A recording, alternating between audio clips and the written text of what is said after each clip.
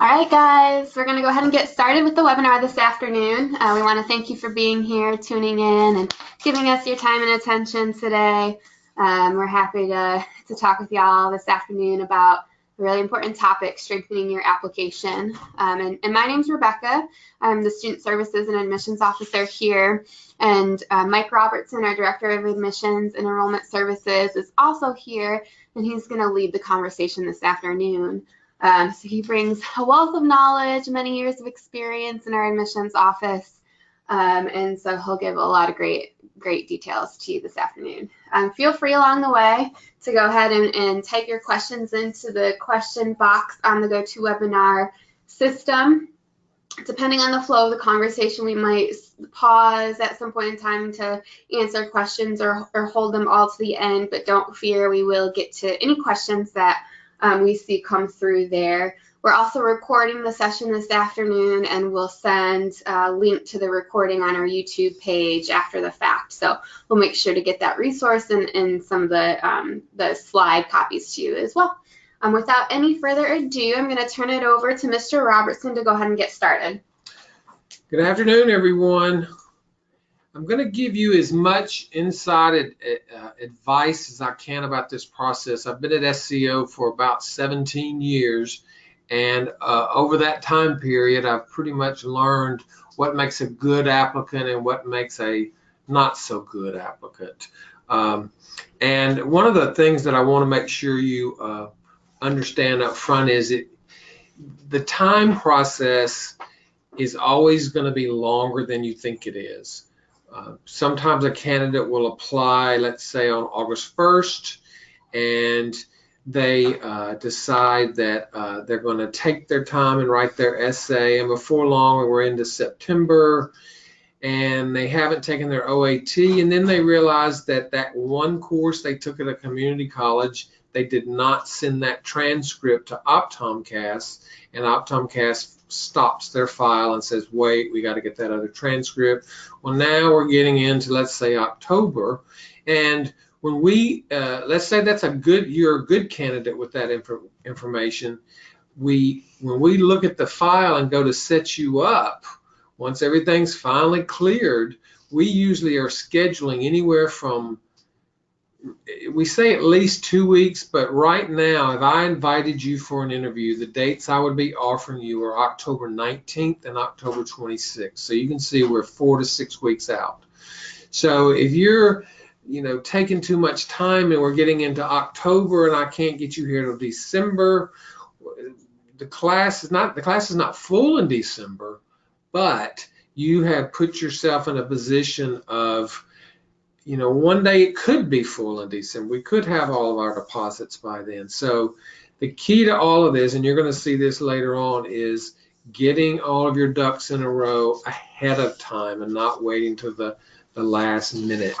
And for example, just a few tips on that. Whoever you're going to ask to be your reference or references, talk to them long before you ever apply. Explain to them that they will get an email from Optomcast, and Optomcast will give them instructions on submitting that. So they need to be ready because that email may go to their spam, as we all know. So you want to talk to them, have those all set up. You want to have the OAT either scheduled or taken before you begin your Optomcast application. You want to make sure you understand completely that any coursework taken at any school is going to require a transcript from that school. Even if it's one course you took in high school as dual credit, even if it's one course you took one summer, transferred it back to your home institution, and they listed it on the transcript, that will not count. When Optomcast looks at a transcript, they look to see where courses were transferred from and did you have one sent from each of those schools. So you can save yourself a lot of time by prepping ahead of time. And then probably the last advice I would give you on prepping ahead is do not use the professional transcript service that Optomcast offers you. It takes way too long. And you really, all you do when you're going to enter your courses into OptomCast, you need a copy of your transcript in front of you, because you're literally going to regurgitate everything verbatim, basically. ENG 111, English composition, 3 hours A, next course. And you're going to go all the way through your transcript like that. And trust me, you can do it much faster than OptomCast can, because they have no reason to hurry. And if you don't have your transcripts there, they can't even start on it. So I've met more than one candidate who got behind because he or she chose that professional transcript entry. It's only like $60, so it's easy to say, let them do it. Do not let them do it. Okay, so let's move on a little bit about the process itself. Like I said earlier, you want to make sure you take the OAT after you've completed all of the science prereqs except for micro and biochem. Those two are not on the OAT. So if you finish, let's say, organic and physics 2 at the spring of your junior year, then you definitely will, and that's the last 2 prereqs, then you should look to take that test in June, maybe July, maybe August. I certainly don't really want to go past September 15th. One thing, you don't want to start your last year of school and be studying to try to keep good grades, and you're also having to prep for the OAT. So get that OAT on your schedule, and then regardless of anything, you can go ahead and start your OptomCast application on July 1. You don't have to finish it on July 1. You don't even have to finish it on July 30th. But again, you start creeping into September and October, and you can be behind before you know it. So get the application started, get those references informed, get your transcripts, get all of that taken care of in the summer months. Just to give you an idea, we start interviewing generally around the first or second week of August. So if you'll get everything taken care of sooner, you can get considered for an interview sooner. We require a supplemental application. We can't do anything with your OptomCast file really until we have the supplemental application. So the process would be getting your OptomCast file started and getting an OptomCast ID number.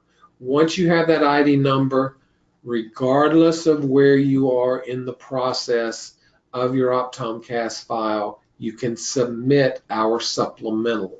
And we encourage that. So if you're not haven't even taken the OAT, you haven't finished your courses, you haven't done a lot of things, you can still submit that supplemental, and we can start corresponding with you, telling you what we suggest, what we advise, etc. So supplemental will come in, and then we start a file on you, and then within a few days we've sent you some information and started emailing you information that you would need. One very important part of the OptomCast file that many applicants tend to overlook for some reason is when there's a section called experiences, and under there is where you list shadowing, where you list volunteerism, extracurriculars, those types of things. We need to know those types of things.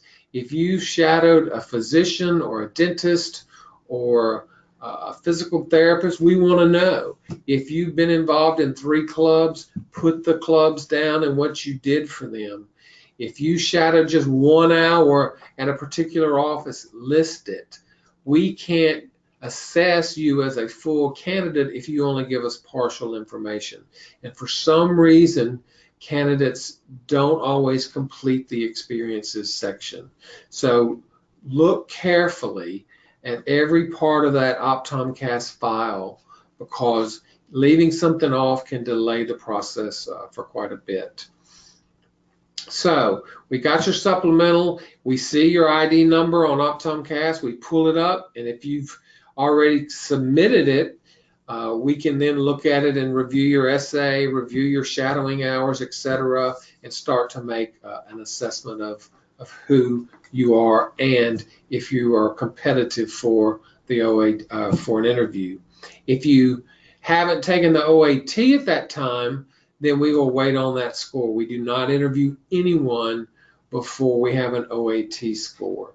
And when we're considering you for an interview, your file, we can't invite you until your file has been, they call it verified. It just means they've audited your file.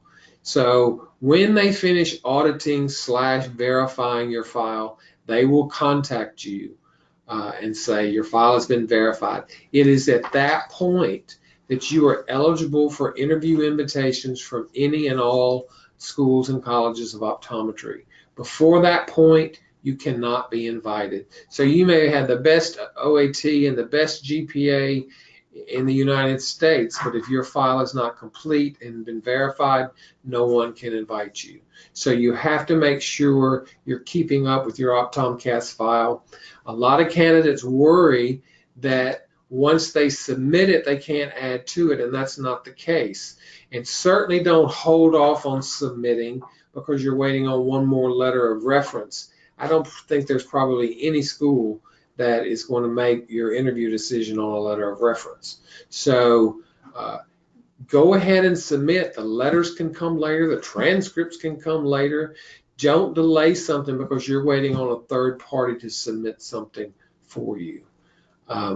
That's something that often holds up people. They will really be finished, or they're letting one more person read their essay. You know, the personal statement / essay is I'm not going to say it's not important, but it's also not the same thing as shadowing a GPA and an OAT score. So don't put more time into writing an essay than you would to any of those other tasks. So I'm going to pause right here to pose a question from one of you guys. How many times can you take the OAT and still be considered competitive? Good question. We try to monitor this every year, and what we have found over the past many years is about 75% of our candidates take the test once.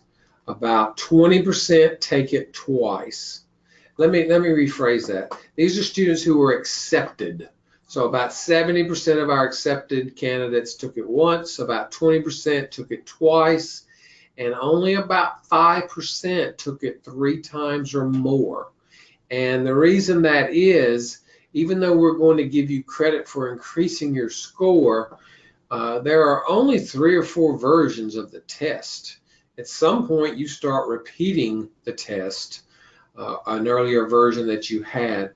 Optomcast will make you submit a letter from a school saying that that school is recommending a retake. I think that's once you get to the 4th attempt.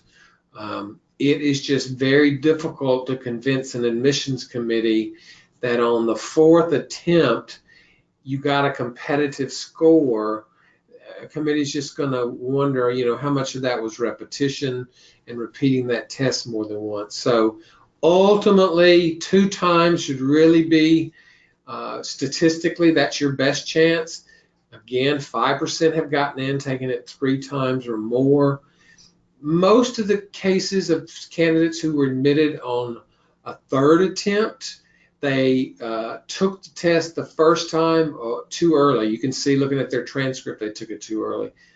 And then the 2nd time their score goes up, and the 3rd time it goes up. So we're looking to see that that score did increase each time, and that maybe one of those attempts was at where they were sick. They told us that they were, you know, really weren't prepared or whatever. But when you get to that 4th time, it is just extremely difficult to be admitted. Okay, I'm going to move forward a little bit about becoming a competitive applicant. We've already talked about some of this, especially applying as soon as possible. And that's where, when I talk about the documentation being submitted timely, that's when I'm talking about those transcripts, making sure your references get in. The next bullet, become familiar with the profession. There's a lot I could talk about this. We recommend, at least 30 hours, 30 to 45 hours spread over 2 to 3 settings. And really, we should probably say 2 to 3 different types of offices. So for example, you've been 15 hours to a private practice with one OD, then you go on your second shadowing and do 15 hours at another private practice with one OD, and then you even go to a third and it's the same setting where you're not getting the full scope of the profession. So what you'd want to do is maybe one private practice with one OD, then try to maybe get into a larger practice with maybe 3, 4, 5, 6 ODs, or get into a practice that has ophthalmologist and optometrist, because then you're going to see that more of a medical side of optometry. Then you might try to get into, I would say, a VA hospital, but most of them will not allow you to shadow anymore. So you might find a commercial practice, such as a Target, a Pearl, Lens Crafters, and see how that operates. If you can ever get to a military base, if you have connections that will get you on a base to see the base optometrist, that's a great site too. Or hospitals.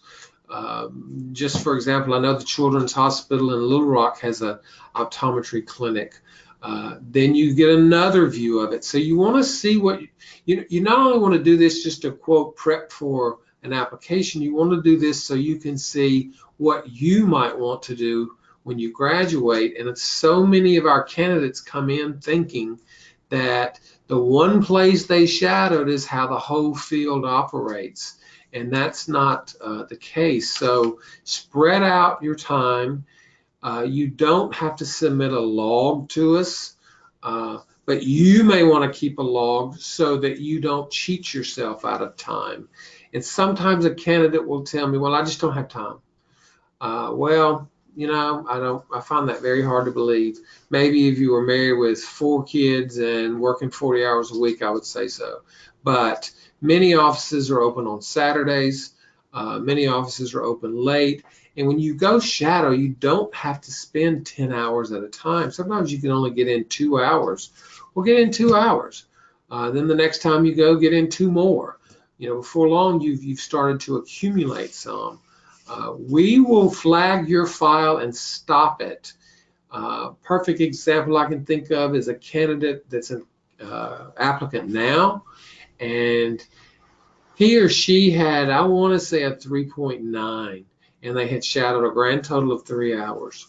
And we're just not going to bring a candidate in for an interview at that point, because my first thought is, how do you know this is what you want to do? If you've only shadowed 3 hours, I think there's an issue. I've got another candidate this year who she probably had 30 or 40 hours, but they were all with an ophthalmologist. And the ophthalmologist did not work directly with an optometrist. So I don't know how she knows that optometry is the field for her when all she's done is shadow an ophthalmologist. And the other scenario is sometimes we'll get someone who was headed toward medical school or dental school, and they'll have 125 hours in that profession, and then they shadow 10 hours for optometry. So then my question becomes, well, it took you 125 hours to figure out the other profession was not for you. How did you figure out in 10 hours that this was the one for you? So you're only cheating yourself when you don't go out and get involved. Other things you can do, you can certainly get some professional journals. If you know an optometrist well enough and he or she is going to their state optometric association meeting, you might be able to go to the meeting, sit in on some of the continuing education courses. Sometimes an OD is not maybe as comfortable with you shadowing, but you can interview him or her. So set that up. There's just lots of other things you can do, because when you come for an interview, that's the biggest portion of the interview. The most points on our interview scale are dedicated to familiarity with the profession. Now, we do not mean that you have to know every optometric term, every procedure. No, that's not what we're talking about. We're talking about understanding that something about the different modalities of the profession, what's required, how your state might differ from the next state. A lot of candidates don't understand that what they will be allowed to do when they graduate is dictated by a state legislature. It is not like the medical field. Physicians generally are not restricted by what the state says, whereas an optometrist in Oklahoma, for example, can do a ton more than an optometrist in California, let's say. So you need to start understanding that you're probably going to get involved politically whether you want to or not, if you want to practice to the full extent of what you've been educated and trained to do.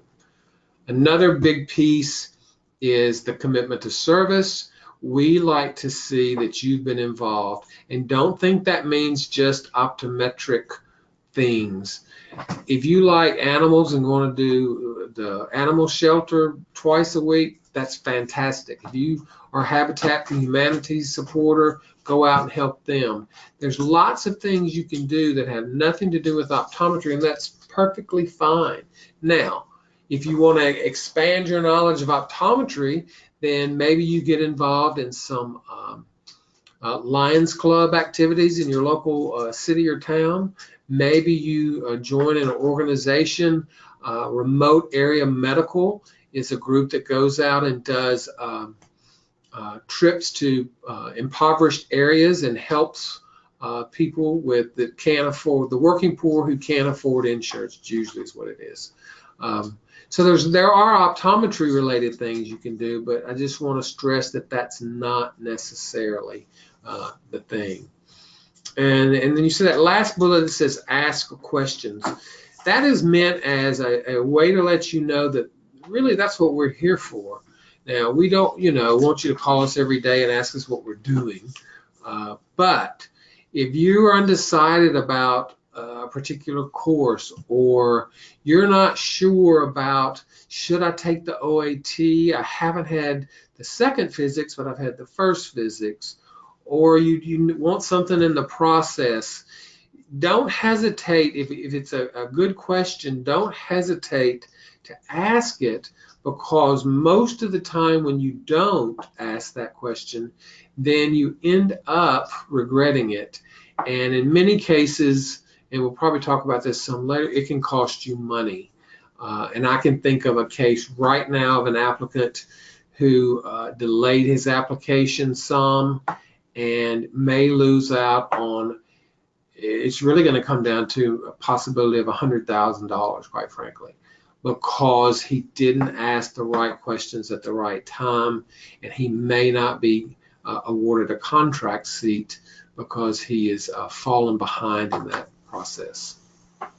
All right, we've had a few more questions come through. I want to ask one right now, and again, I promise we'll get to all of them toward the end, if not as we go. But one good question posed was about work experience in an optometrist setting and how we consider that, as compared to shadowing hours or whatnot.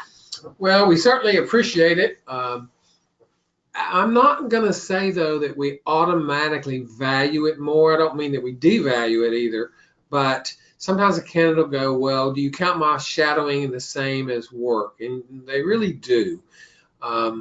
And one mistake that sometimes students make when they've worked for an office, I've seen candidates who've worked in one office and they've done all types of things and they have 1,000 hours, literally 1,000, 2,000 hours, but they never went to another office.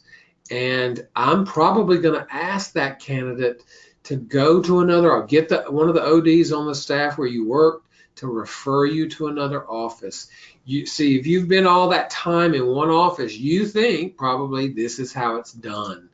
And one OD may differ in his or her exam process or equipment. They may have different equipment. Maybe the OD you work for is strictly a primary care.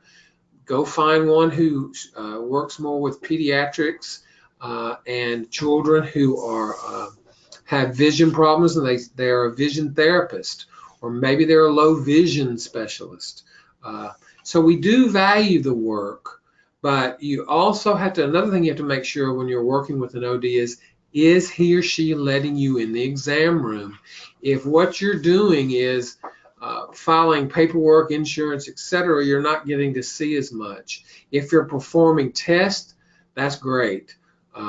But still, you want to let him or her let you in the office, and if they've got a teaching tube where you can look in and see the same thing that they're seeing when they're doing exams, that's fantastic. But I just don't want anyone to think that they have to work A, or B, that working is like a cure-all. Because sometimes candidates will think, well, I've worked 1,000 hours, I obviously know this, and in reality, you may not know it as well as you think. And that's one thing I've asked here, just to give you an example. I've asked the theory and methods instructor at SCO, if a candidate comes in, begins the lab, and he or she has worked, let's say 1,000 hours for an optometrist. The next candidate comes in and he or she's only shadowed 50 hours. They shadowed 2 or 3, but only 50 hours. I said, is the person who worked the 1,000 hours definitely going to be a better student in that lab? And she immediately said no. And I think there's multiple reasons for that. One thing is sometimes when you're taught procedures, when you work for an optometrist, they've built in shortcuts.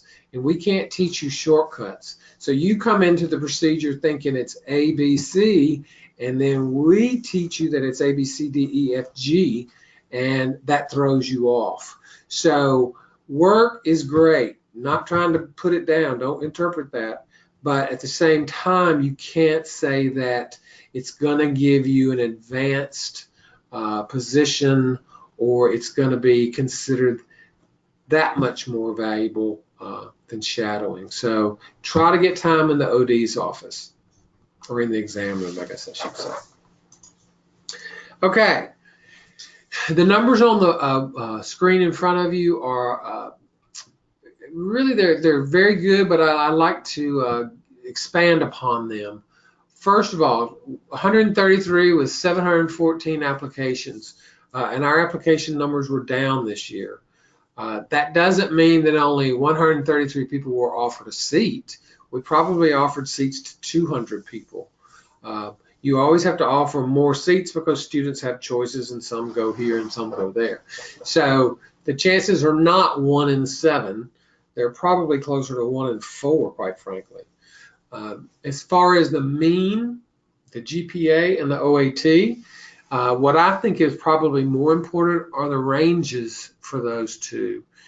Generally, we like numbers or averages that start with 3s. If you've got a GPA below a 3-point, it could be tougher, but not necessarily. So we often have a GPA in the entering class somewhere between 2.7 and 2.8 is usually the lowest. And then, of course, there's the smart ones who have 4.0s. And then the same thing on the OAT. But the lowest OAT that we've admitted in probably 20 years is a 300. And that is can be a little awkward because we've literally had a 4.0 with a 290, and we never interviewed that candidate because we have some data that show that the predictive ability of the OAT for national board performance is pretty strong. So that's why we emphasize it, excuse me, quite a bit, because we think that a higher OAT score can generally mean a better performance on the national board exams, of which there are 3 parts. The average being 3, pushing 330. What we'll tell a candidate who has below a 3.0 overall GPA is that they should probably try to get at least the average OAT score of 330. Does that mean we've never admitted a 3.300? No, not true at all.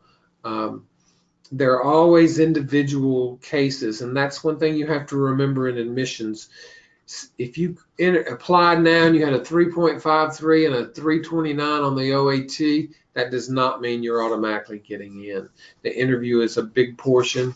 Your experiences are a big portion. So everything counts, but I was on a panel one time at an undergraduate school, and the question from the audience was, what's the most important thing that admissions officers look for? And this was a panel I was on with medical school, dental school, pharmacy school, and optometry.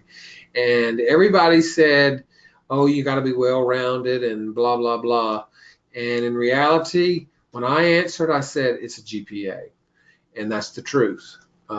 Everything counts, but you can't come up with a 2.5 GPA and think, oh, I'm a great person and I've done a lot of volunteering and therefore I should be admitted. So to me, a lot comes back to that GPA. You want to do as well as possible in the classroom, and certainly the OAT. But I'm never going to tell a candidate that, if they volunteered enough or shadowed enough, that's automatically going to get them in school, because that's not the case. You always want some balance. So if your GPA, let's say, is a 3.7, getting in with a 300 is going to be, quote, easier for you than a candidate who is a 3.0 with a 300. We're going to look for that 3.0 candidate to try to be up above 320 or 330. So keep that in mind. When you see the last one where it says a bachelor's degree or higher, it's hard to get in without a degree. We're interviewing a candidate tomorrow, and I can't remember his exact numbers. He does not have a degree, but I'm thinking he's around a 3.8 and a 350. And generally what we say is, if you want to try to be admitted without having earned a degree, that you should have above average numbers. Well, there's the averages so you can see that. There's probably been one or two over the years who didn't have averages, but they were pretty close to it. The other thing is that a bachelor's degree is so important. That last year of college is the best year usually. And it's also a year when you mature a lot more and you get more upper level courses. So we really encourage it, but there's always, generally there's 1, 2, I don't think we've had more than 2 non-degrees in an entering class in a long time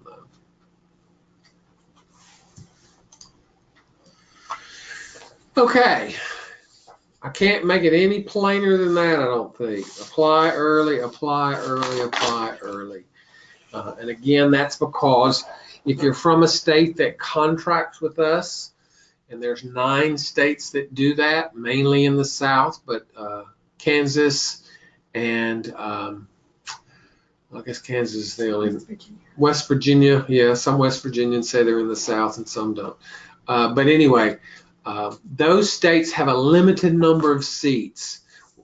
When I was referring to the candidate who might lose $100,000, he would be from the state of Arkansas. And Arkansas students get the best deal of any students at SCO because they have 2 programs from which they can get free money.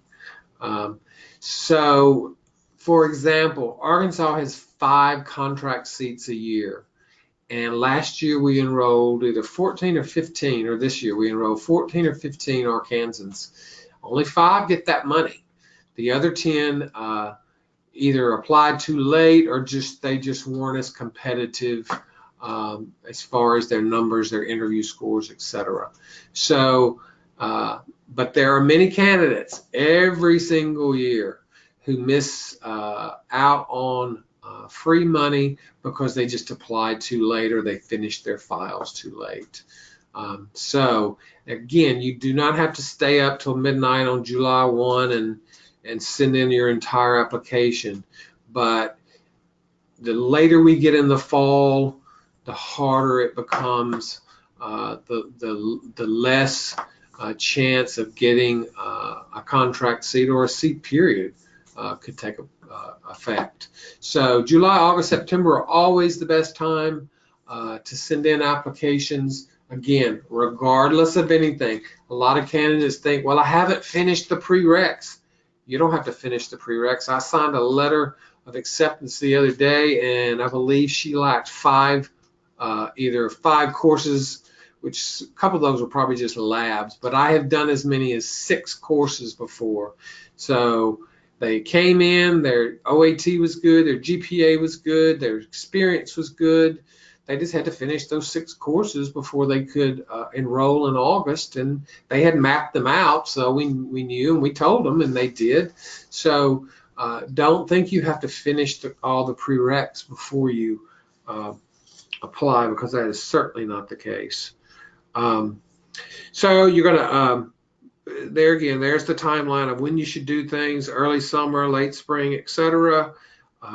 Don't go too far. Keep in mind that you're also applying probably to multiple schools. The average candidate applies to 5 schools. I am not telling you to apply to 5 schools. I am telling you to apply to at least 2. You want to give yourself some choices in the matter. It costs more every time you add a school to Optomcast. They charge you another, I think we're up to $55 now. So it's, don't just go out there willy-nilly and start sending in applications. The other thing to pay attention to is if you're applying to a school that has a very small entering class, and that school is a public school, the chances are that they are committed to their own state for the majority of their seats. So in other words, let's say a school takes 40 and they're committed to their state for 25 of those, then you're down to 15 seats that you're fighting for at that school. So keep that in mind. Know your numbers, know your file, know the schools to which you're applying, know what the cost is going to be, not just for your first year, but for the entire enrollment. Some schools charge you more in the summers. There are many things to look at besides just where the school is, which is obviously the most popular. I'm going to pause here for one quick question.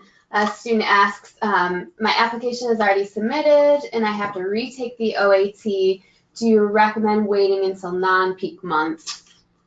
I do. I often tell candidates, now it depends on the situation, but most of the time, if a candidate is started their last year and they need to retake, I often tell them to wait until the winter or Christmas break, because then they're not having to do 2 things at once. I might hesitate for that if you were from a state that has free money, because the later you wait, the more likely that there will not be any seats left. But to flip it one more time, sometimes it's a matter of you really want to be accepted. The money's nice, but you just want to be accepted. Then you may say, well, then I'm not gonna worry about taking it in October or November. I'm just gonna wait till December, and really January. We're closed for 2 weeks in December. We have exam week here. You have exams. So when I see anybody saying they're going to take the test or retake it on December 1, for example, I usually contact them and say, you might as well wait till January. It's just going to be hard to do anything in that month. So yes, we generally will tell a candidate to hold off. Where you don't want to do is when you hear the F word, the February word. When you get to February, boy, it's a short month and it goes quickly. Our last day to apply is March 1. So people who are taking the OAT in February, many times we are pushing being full at that point. So even though January is good, February is not. So every circumstance is unique, and that's a key back to where I said ask questions. You want to find out what your case entails, and I can give you that advice. Okay, OAT and GPA, there are no hard set minimums, but with that OAT, right now 300 is still pretty much the standard. And let me clarify that. An academic average of 300 and a total science score of 270 is not going to do a lot. And a total science of 280 is going to push it hard.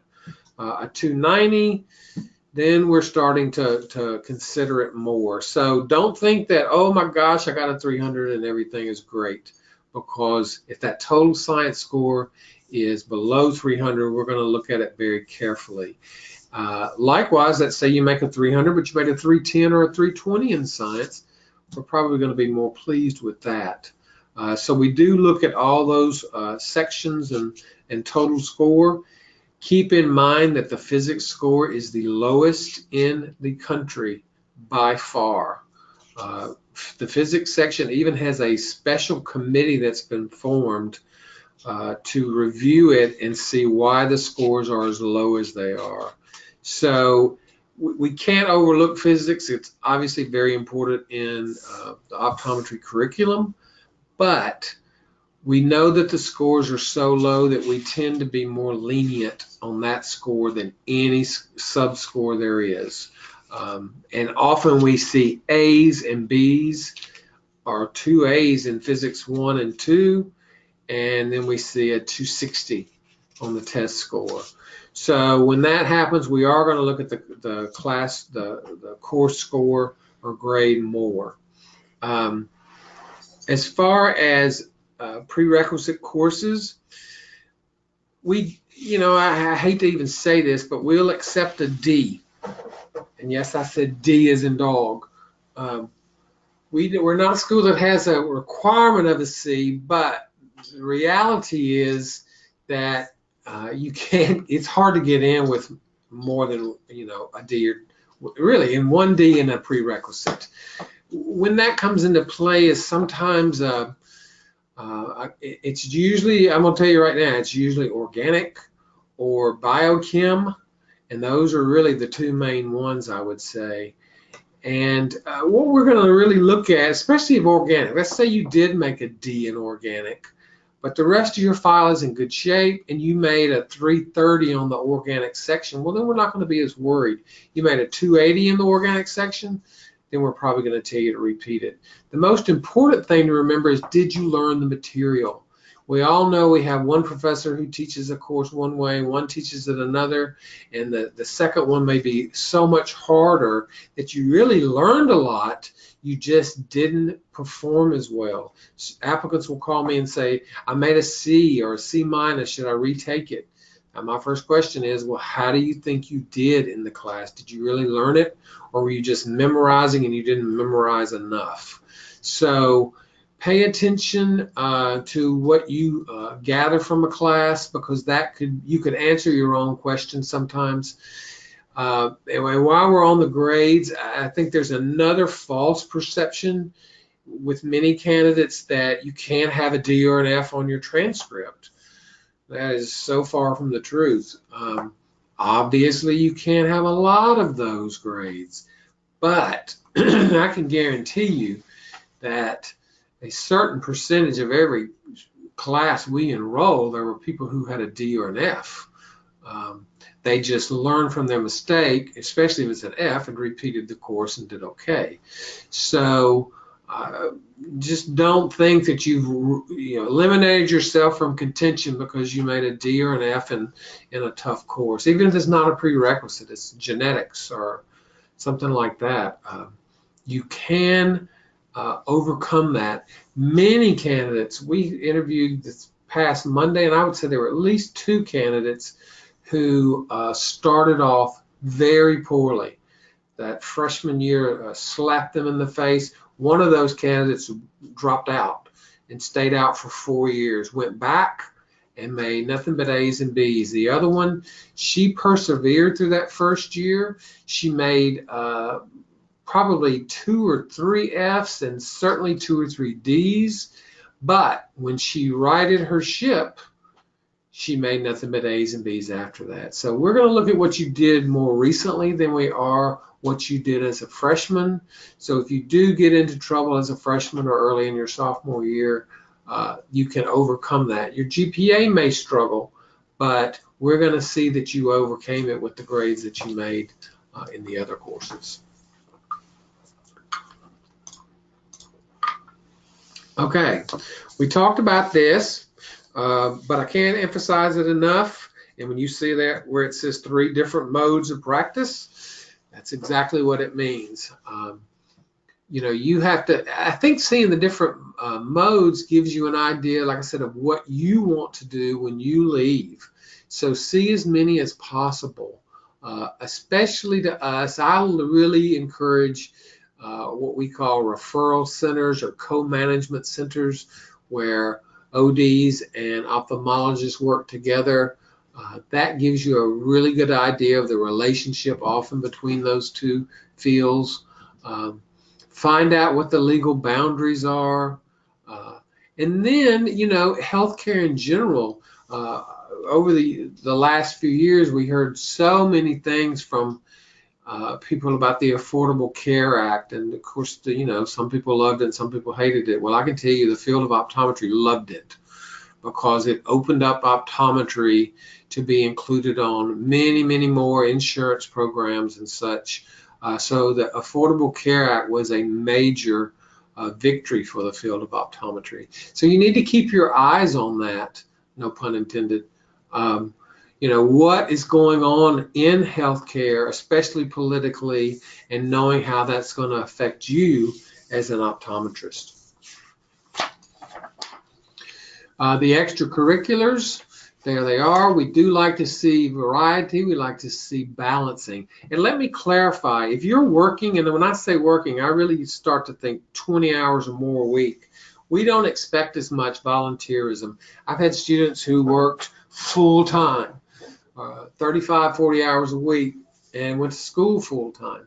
We don't expect to see that person completing lots of volunteerism. We would like to see some, certainly. And also, while I'm on that, I don't mean this ugly, but I don't care a lot about what you did in high school. Certainly, if you became an Eagle Scout or something, pretty prominent, that's important, but it's just not the same to list, all the clubs you were in high school and what you did. And there's certainly shadowing you did in high school or anything health professions related, yes. But not necessarily the activities that you had in high school. This is very important, and the more we deal with applicants, the more important it becomes. And that's that first thing: use appropriate etiquette in all forms of communication. You're going into professional school, and if you start paying attention when you go to professional offices most of the time, people, for example, a multi-doc office, they're referring to each other as Dr. Smith and Dr. Jones, and they're certainly respectful and cordial of their patients. And that's the same thing that you want to do. You don't want to come across as being too relaxed. At the same time, you don't want to be too stiff. But and one problem we have at SCO is we consider ourselves to be pretty friendly, and sometimes candidates mistake that for I want to be their best friend. And then I'm not quite at that point of being your best friend when you're an applicant. Now, when you become a student, the rules change again. But you've just got to remember to address people with respect and manners. And then you get into codes of conduct as an applicant. If you've got an interview scheduled at school X, you decide you're going to school Y 2 weeks prior. The first thing after you decide on school Y that you need to do is call school X or email school X and withdraw from their program. The worst thing you can do is to not show up for an interview. And when I say it's the worst thing you can do, there's multiple reasons for that. One is just rude and disrespectful. Two, the schools have spent lots of time preparing your file and preparing for your visit. And then thirdly, we report that to the Association of Schools and Colleges of Optometry. They then send a notice to all 23 schools indicating that you did not show up for your interview. So that's not going to bode well in most cases. So just remember to be professional, withdraw when you're ready to withdraw. If you've been given a deadline of 6 weeks and in 2 weeks you've made a decision one way or the other, let the schools know. All you're really doing at that point is holding up a fellow applicant's file, because we get to a certain point in the year and we can't offer any more seats until somebody withdraws. So always remember that. One there, it says allow a reasonable amount of time for admissions to respond. A pet peeve of mine is for you to email me and then 4 minutes later call me and ask me the question. do one or the other, because now I'm thrown off some, because I usually am looking at your email as soon as it comes in. Certainly I don't know what to say. My personal rule is I try to answer everything within 24 hours. There are many emails I answer within 24 seconds. So I'm going to get back to you. If it's been more than a day or two for me, certainly feel free to reach back out and say, hey, I'm just checking on this, or call, because I'm going to probably get that sooner. All right, so that brings us to the end of the formal presentation. I want to thank Mr. Robertson for all of the information he shared. We're going to transition into the questions that you guys have posed, and we have some good ones here that got pretty specific. Before we launch into the questions, I do want to give you all a couple of pieces of information and reminders.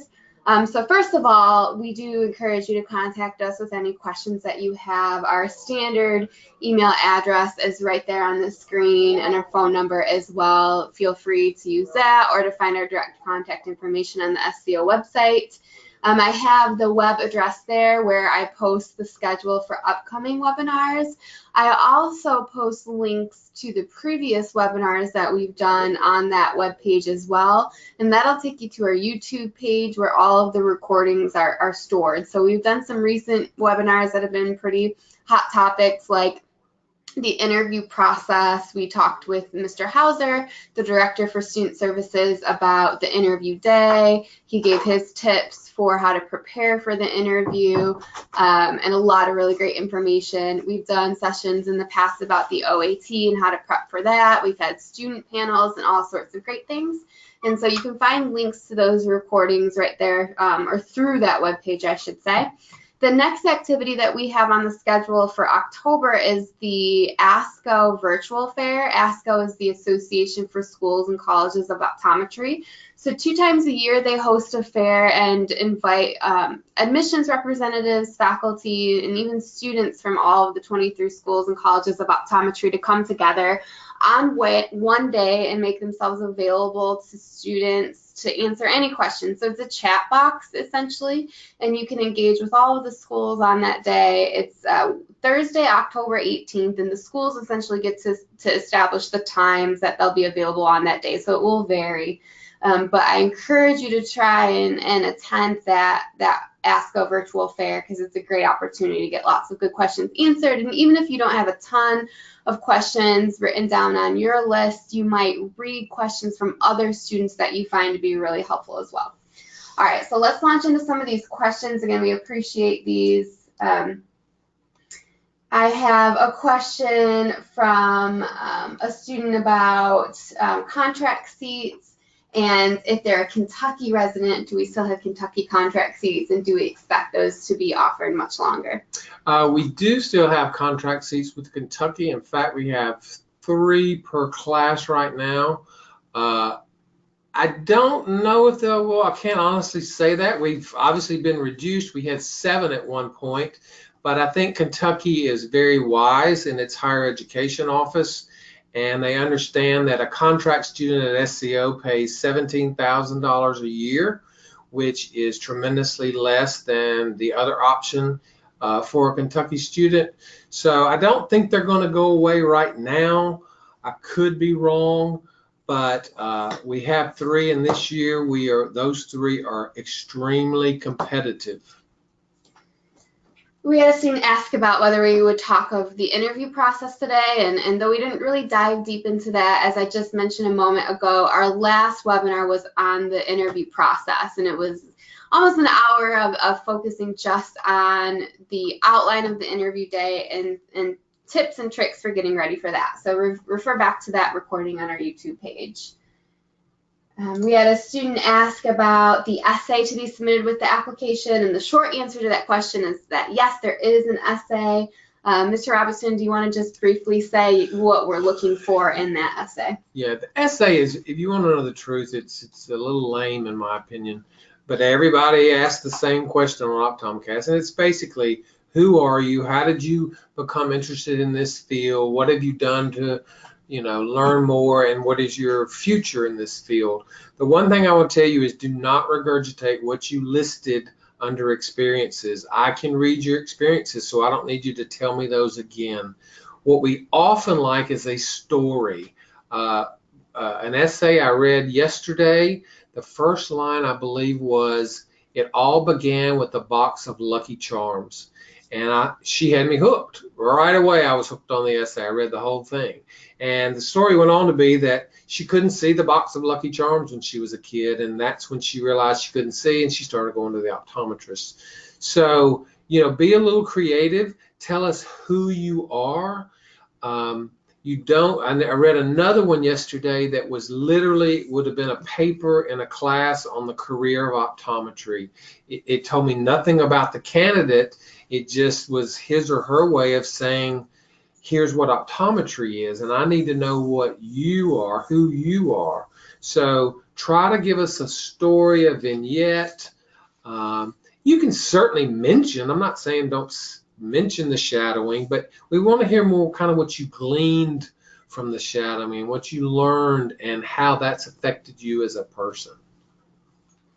All right, I had a question come through toward the beginning about the transcript evaluation services, and it's a specific question for the student who used those services but found that there was no grade forgiveness. And so I encourage the student to reach out to us directly to really get to know the story a little bit deeper. I think, again, the short answer or the short explanation of what could have happened is that OptomCast will forgive grades if you repeated a class, but only if the class was the same exact class that you took before. So same class, same title, same course code, same institution. If anything differed in the retake, then OptomCast would not forgive that course. So perhaps that's what's going on, but for the student who asked us that question, please send us an email and we can look into it, investigate it a little bit further. Another question is about the transcript, and if they already submitted their transcripts, but they've taken a new course or added a new course, how should they let us know that? Well, you can usually add it to OptomCast, but a simple way is just to email us. But I think you can list, when you apply through OptomCast, it's going to ask you what are you taking in the upcoming semesters. If you didn't put it there, then you can simply try to add it or just email us. A question about the bachelor's degree being mandatory. It's not mandatory. The only time I say it's mandatory is if you're a South Carolinian, and the state of South Carolina, I believe, has a requirement that to practice you must have a bachelor's degree and a doctor of optometry. So that's the only time, and I don't think we'll ever make it mandatory. But again, I think it makes a person well-rounded, but it's definitely not. We had a valedictorian one year who she did not have her bachelor's when she came. So you can see that you can certainly be successful. All right. Okay, here's another question. Okay, so a student saying with their school schedule, they'll be finishing in December. I'm going to assume you mean the application, or perhaps you're finishing some experiences. Would it be better to wait until the next application year, or should I still push to submit everything in January? Well, if you're finishing your degree in December, if that's what you mean, then you can apply now. You don't have to have the degree to apply. You need the degree to enroll. Well, we prefer that you have the degree to enroll. So if you're graduating in December, and that's what you're referring to, apply now. There's no reason to wait. We'll see that you're going to finish in December. Now, some students like to take a gap year, but in your case, you're taking a gap year and a half. So I would say go ahead and submit the application. Only if you can't take the OAT for some reason would I hold up. All right, any other questions out there? All right, here's a question. I'm an international medical school graduate. Can I apply? You can certainly apply. The key is if that school you attended was indeed overseas, that transcript has to be evaluated by a transcript evaluation agency, and we list, OptomCast even lists several to choose from. And the thing to keep in mind is we do not waive any of our coursework. So if you are a foreign trained physician or optometrist or ophthalmologist, you're still more than likely going to have to go through 4 years of school here. There are some schools that will allow you to skip a year, if you will. The program gets shortened, but we do not have that. So anybody coming from an overseas health profession school is going to have to do the entire program. All right, any other questions out there? Okay, here's a question. Is there a major that you consider to be held to a higher standard for biology versus a business degree, as an example? No, you all take the same prerequisites, so we don't really consider either one of those. I couldn't even tell you. I mean, obviously I see them, but I don't even pay attention most of the time to the degree. In many cases, we find that liberal arts majors are sometimes pretty good candidates because, again, they took all the same science courses, but they had a lot of critical thinking courses. A lot of undergraduate science courses become memorization, whereas if you're taking philosophy, ethics, social studies, etc., you have to do a lot of critical thinking and a lot of writing. And so we don't value one degree over another. A student asks about studying abroad. Do they need to get the official transcript from the university abroad?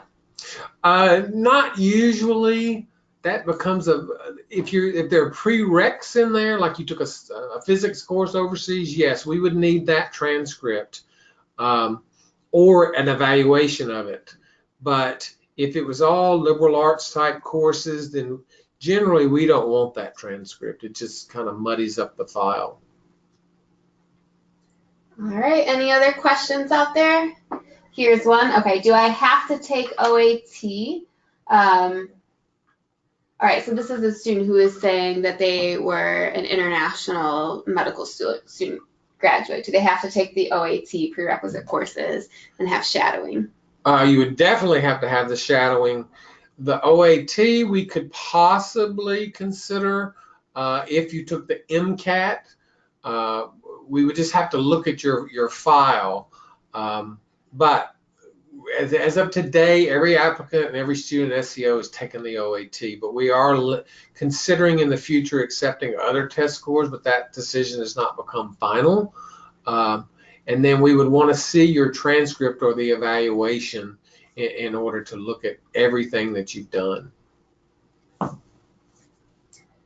right, well, I appreciate the questions from everyone. You have our contact information, so if any other questions pop up along the way, we are here to help, so please do reach out to us anytime. Hope you guys can join us at the next webinar and at the virtual fair. And best wishes with this whole process. It's a little intimidating, but there are a lot of people here to help get you through it. So thanks again, and hope to see you soon.